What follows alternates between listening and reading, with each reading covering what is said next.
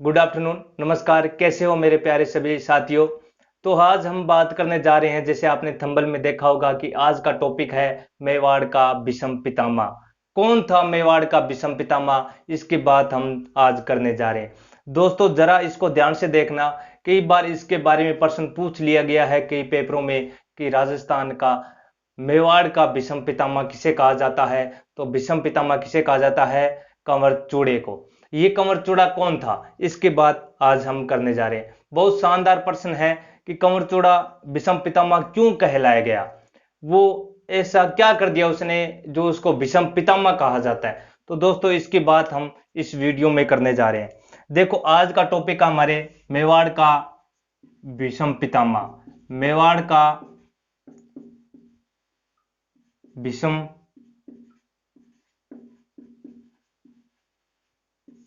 विषम पितामह कौन है? मेवाड़ का विषम पितामह, इसके बारे में थोड़ा सा आपको बता देते हैं। मेवाड़ का विषम पितामह है कुंवर चूड़ा। कौन था कुंवर चूड़ा? कहां से आया था?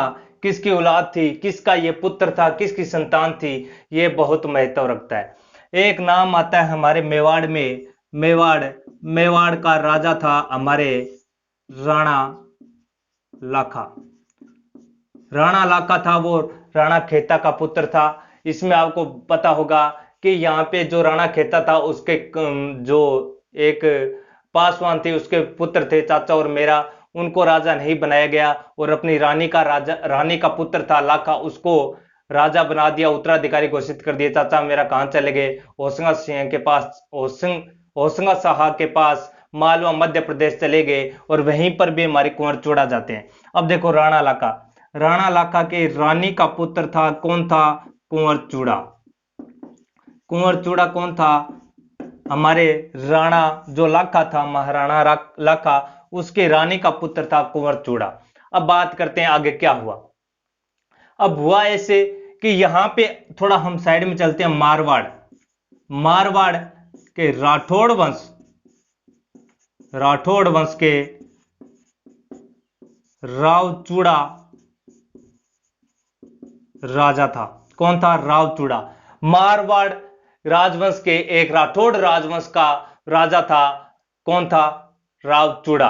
और ये था कुंवर चूड़ा। इसमें थोड़ा ध्यान रखना कि आपके पास प्रश्न ऐसे आएगा कि मेवाड़ का विषम पितामह किसे कहा जाता है? कुंवर चूड़ा, राव चूड़ा। तो आपको याद रखना है कुंवर चूड़ा, क्योंकि ये कुंवारा था, इसलिए कुंवर चूड़ा। थोड़ा सा हिंट दे देता हूं। कुंवर मैंने कुमारा, कुमारा जो जिसकी अविवाहित, जिसकी शादी नहीं हुई है, कुंवारा। तो कुंवारा मैंने कुंवर चूड़ा। और ये राव चूड़ा जो है, राव जो लगाते थे वो मारवाड़ के जो राजा थे राजवंश के राठौड़ वंश के थे, वो राव लगाते थे आगे, ठीक है, मारवाड़ के। अब इसके क्या थे? दो पुत्र और एक पुत्री थी। पुत्र का बड़ा पुत्र था, उसका नाम था रणमल, और पुत्री का नाम था हमारे इसका हंसाबाई, और छोटे पुत्र का नाम था कान्हादेव। ये याद रखना है। रणमल ज्येष्ठ पुत्र था, उसके बाद इसकी एक पुत्री हुई थी हंसाबाई, और फिर उसका एक छोटा बेटा हुआ था, जो छोटा था उसका नाम क्या था? ये हमारे कान्हादेव। अब राव चूड़ा ने क्या किया? कान्हादेव को बना दिया उत्तराधिकारी, और रणमल था ज्येष्ठ, इसको मौका मिला नहीं, ये हो गया यहां पे नाराज होने के बाद इसकी एक गर्लफ्रेंड थी जिसको हम प्रेमिका बोलते हैं। प्रेमिका को साथ में लेके, प्रेमिका का नाम था भारमली, और यही भारमली वो है जिसको यहां पे जो मोकल था, मोकल को उन्होंने थोड़ा बहुत सिफारिश करके और भारमली को थोड़ा जहर दिया, और भारमली ने जहर किसको दे दिया था? रणमल को। रणमल की क्या हो गई? यहां पे मृत्यु हो गई थी, धोखे से मारा गया। पत्नी ने ही, प्रेमिका ने क्या कर दिया? भारमली ने इसको धोखा दे दिया। अब देखो क्या होता है। अब रणमल यहां से नाराज हो गया, अभी मेरे छोटे भाई को तो यहां का उत्तराधिकारी बना दिया, हक तो मेरा था, मैं ज्येष्ठ था। अब हो सकता है बीच में इतनी योग्यता न हो, स्वाभिमान न हो। इसको निकालने के बाद ये क्या किया? यहां से अपनी बहन हंसाबाई और अपनी गर्लफ्रेंड प्रेमिका भारमली के साथ कहां चला गया? मेवाड़ चला गया। और इसको पता चला कि मेवाड़ में एक पराक्रमी राजकुमार जो कि हमारे राणा लाखा राजा का बेटा है, बहुत ही पराक्रमी है, जिसका नाम है कुंवर चूड़ा। तो अब रणमल ने क्या किया, अपनी बहन की जो सगाई या फिर इसका रिश्ता करने चला गया कुंवर चूड़ा के पास। अब जैसे ये उसके मेवाड़ के दरबार में पहुंचता है तो बाहर क्या खड़े होते हैं दरबारी, बाहर आपको पता है कि जो दूत होते हैं वो खड़े रहते, पहरेदार खड़े थे, सैनिक खड़े थे।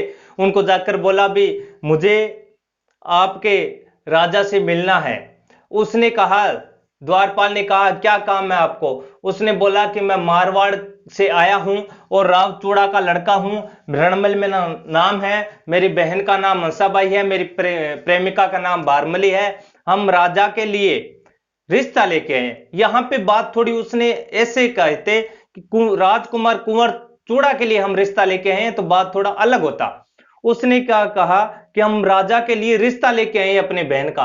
तो यहां का जो द्वारपाल था, इसने क्या किया, द्वारपाल ने जाकर सीधा बोल दिया इस लाखा को कि बोला राजा जी आपके लिए कोई रिश्ता लेके आए।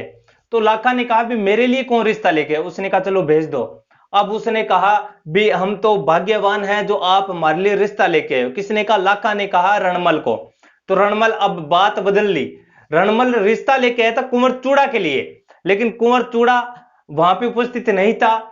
फिर वो आया, लेकिन उसने जो द्वारपाल था उसको ये कह दिया हम राजा के लिए रिश्ता लेके आए। जब लाखा ने ये कह दिया कि मैं भाग्यवान हूं जो आप अपने बहन का रिश्ता मेरे लिए लेके आए हो, तो अब इसको रणमल के दिमाग में ये हो गया मैं बात को फोड़ लेता हूं, बात को बदल ली। उसने कहा हाँ राजा जी मैं मेरी बहन का रिश्ता आपके लिए लेकर आया हूं, कुंवर चूड़ा के लिए नहीं लेके आया। राणा लाखा की उम्र थी 60 साल और यहां पर हंसाबाई की उम्र थी 18 वर्ष। कहते हैं 18 वर्ष, कुछ में 13 वर्ष भी लिखा हुआ आता है। अब इस हंसाबाई की शादी किसके साथ कर दी? लाखा के साथ। लाखा के साथ करने के बाद अब रणमल ने एक बात रखी कि राजा जी एक बात है कि जब भी इसके मेरी बहन यानी आप दोनों के संयोग से जो भी संतान या पुत्र प्राप्ति होगा वो ही उत्तराधिकारी बनेगा। आगे जाके पुत्र प्राप्ति होती है, वो होता है मोकल। तो राजा ने, लाखा ने कहा चलो ठीक है, लेकिन कुंवर चूड़ा ने भी एक कसम खा ली, उसने भी प्रतिज्ञा ली कि देखो मेरी भी एक शर्त है, मेरी भी प्रतिज्ञा है। उन्होंने क्या कहा भी आपकी क्या प्रतिज्ञा है, आपकी क्या शर्त है? तो कुंवर चूड़ा ने कहा कि मैं आजीवन, याद रखना क्या कहा, कि मैं आजीवन आजीवन शादी नहीं करूंगा, आजीवन शादी नहीं करूंगा और कभी भी मैं राजा नहीं बनूंगा, राजा नहीं बनूंगा। ये इसने प्रतिज्ञा ली और इसी प्रतिज्ञा के कारण इसको कहा जाता है मेवाड़ का भीष्म पितामह। मेवाड़ का भीष्म पितामह किसे कहा जाता है? कुंवर चूड़ा को कहा जाता है, क्योंकि कुंवर चूड़ा ने जब रणमल, उसकी जो सौतेली मां थी रणमल की बहन हंसाबाई, उसने जब लाखा से शादी की तो उसने कसम खा ली कि मैं आजीवन ब्रह्मचारी रहूंगा, कभी भी शादी नहीं करूंगा और कभी भी राजा नहीं बनूंगा। तो फिर इसलिए इसको कहा जाता है मेवाड़ का भीष्म पितामह। लाखा को थोड़ा बुरा लगा, लेकिन लाखा भी अपने बातों में उलझ गया था रानी के चक्कर में, और इसकी शादी हो गई हंसाबाई के साथ। अब हंसाबाई को पुत्र प्राप्ति होती है, संतान पैदा होती है, उसका नाम होता है मोकल। मोकल। अब पूछ लिया जाता है कि हंसाबाई से कौन सी संतान उत्पन्न हुई थी? तो मोकल। मोकल है लाखा का जो रानी है उसका ही पुत्र। रानी कौन सी? हंसाबाई। अगर पूछ लिया जाए कि जो उसकी हंसाबाई से पहली रानी थी उसका पुत्र कौन था, तो उसका पुत्र था हमारे कुंवर चूड़ा। कौन था? कुंवर चूड़ा, याद रखना है। अब यहां पे मोकल इसका पुत्र प्राप्ति हुई तो मोकल को बना दिया इसने उत्तराधिकारी। फिर क्या हुआ, इसने प्रणाली शुरू की। प्रणाली कौन सी थी?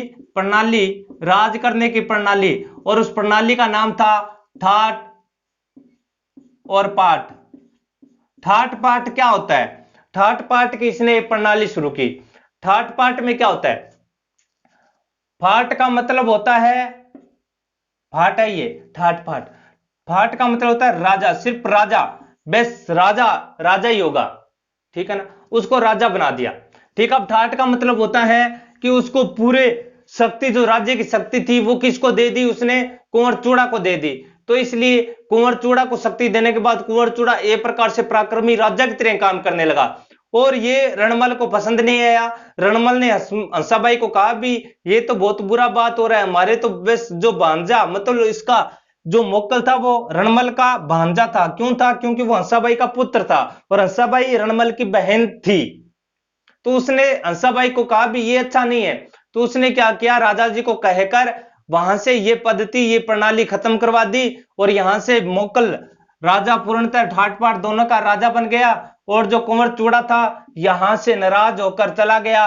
और कहां चला गया दोस्तों? ये होशंगा शाह मालवा मध्य प्रदेश चला गया और फिर ये वापिस उदयपुर में आ जाता है। उदयपुर सलुम्बर में इसने अपना अंतिम जीवन व्यतीत किया। ये था अपने जो मेवाड़ का विषम पितामह कौन था? कुंवर चूड़ा। ये कहानी बहुत उलझी हुई थी। अब मुझे पता है कि मैंने आपको बताया, आपको पसंद आई होगी, आपको भी समझ आया होगा। अगर समझ में आया है तो जरूर बताएं और अगला टॉपिक कौन सा करवाएं वो भी जरूर बताएं। छोटे छोटे टॉपिक हैं, ये छोटी छोटी कहानियां, इन्हीं से ही प्रश्न बनाए जाते हैं, क्वेश्चन बनाए जाते हैं, प्रश्न पत्र में आते हैं। तो मेरी यही उम्मीद है कि जो छोटी छोटी कहानियों के तौर पर, छोटी छोटी कहानियों के माध्यम से आपको ये टॉपिक पूर्णतः क्लियर करवाया जाए। तो आपको पसंद आए तो लाइक शेयर और कमेंट जरूर ठोकें। धन्यवाद।